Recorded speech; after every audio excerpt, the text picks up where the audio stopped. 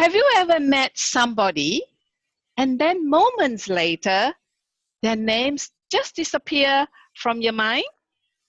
Or you're at the supermarket and somebody taps you on the shoulder and says, hi, but you can't remember their name. Mr. Toastmaster, fellow Toastmasters and guests, remembering people's name is the most important skill in life or business, because you can't show somebody that you care unless you care enough to remember their names. People don't care how much you know until they know how much you care. Today, I'm going to share with you some skills on how to remember names. Would you like that? Yeah. So, Yes. yes. Firstly, think of the acronym MOM. Yes, it's American spelling. M for motivation, O for observation, and M the mechanics. So motivation, you must have a motivation for wanting to remember that person's name. Why? Maybe because he's the CEO of a company and you have to present a business proposal to him. It would make sense for you to want to know and remember his name, right? Or maybe you just want to pay respects to some senior citizens. You want to remember their names. You can come up with your own motivation. And O, observation. Pay attention and listen for the person's name. You may not be forgetting the person's name. It's just that maybe you have not listened or pay attention to his name in the first place. And M, the third M, is the mechanics of it. This is a technique that I've learned from Jim Quick. When you have this technique of remembering people's names, you could walk into a room of 10 people and remember every single person's name. Wouldn't that be great? How impressive would that be? Great, yes. So the next acronym is Be Suave. Be Suave. Okay. B stands for belief. Henry Ford said, if you believe you can or you can't, either way, you are right. Eliminate any negative self-talk. Just like, oh, my memory is poor, I have a horrible memory.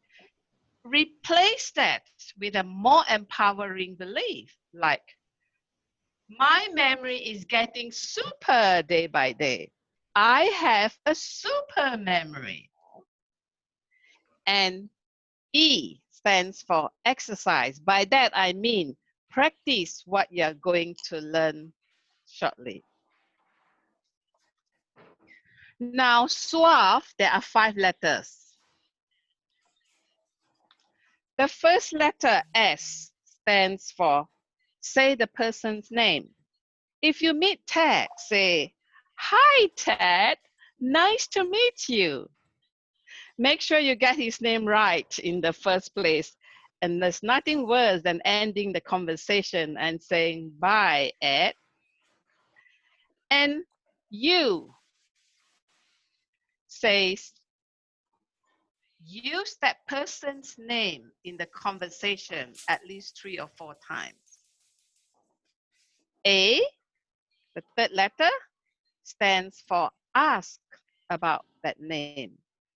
What's the most important thing to a person is not travel or food, but themselves. People just like to talk about themselves. So you can ask about their names. What does that name mean? Where does it come from? Are you named after somebody? And the 4th letter is V, visualize. How many people are better with faces than with names? Everyone, right? You go to someone and you say, I remember your face, but I can't remember your name. You don't say, I remember your name, but I can't remember your face. That doesn't make sense, right? So there is a Chinese proverb that says, what I hear, I forget. What I see, I remember. What I do, I understand. So what you hear, you forgot. What you see the face, you remember the face. And now you turn the name into a picture. That's the doing part. So let's say, for example, you meet Mary. What picture can you give? Maybe someone's getting married. So you imagine Mary wearing a beautiful gown, a wedding dress. Or it could be Mary had a little lamb. And you can imagine Mary carrying a lamb underneath her shoulder. And you say, oh, that's pretty childish, isn't it? Well, if you think, who are the fastest learners in this planet? Children, right? So if you meet Mike, for example, what picture can you think? Maybe a microphone? Mike singing microphone in a karaoke? So give a picture to the name. And lastly, the E stands for end the conversation with the person's name. Say, nice meeting you, Ted. Have a great day. So remembering people's name is the most important business skill of etiquette.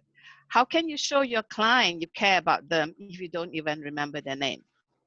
In conclusion, imagine you are going to a cocktail party or a networking event, and you remember 20 and 30 people's name in that room. Who do you think will remember you most? You, of course. You remember everyone's name. So try it and have fun.